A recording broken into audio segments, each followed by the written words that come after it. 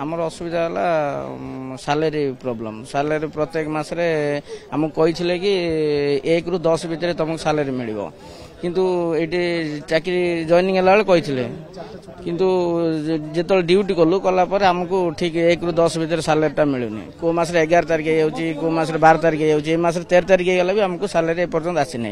आम 3 दिन है पचार सारे 10 तारिख होगा कहीं सालेरी आसला ना आज पलि आस संध्या बेलू 11 तारिख पचार सारे 10 तारिख है 11 तारिख होगा ना आज पलि आस घंटाटे पर एमती कहीकि 13 तारिख होगा सीना सालेरी आसलान से आम रात काली समस्ते बसिक भाविलु जे आबनी आम आम गाड़ी किए भी बाहर करवानी कहीकि आम बाहर करनु यू 8 घंटा कहते किंतु केतल दरकार हुए तो आम डबल शिफ्ट करुँ ना 8 घंटे जी सालेरी दवा कथा से दौरान 602 टंका मुझे दौरान किंतु जो छुट्टी 4टा कही से छुट्टी 4टा भी आमको मिलूनी सालेरी आसनी गाड़ी बंद कर रखीच आज्ञा चलू बर्तमान खाइले तो चलू ना आम पाखे टिफिन करने भी पैसा ना 7 ରୁ 10 भितर पेमेंट दौले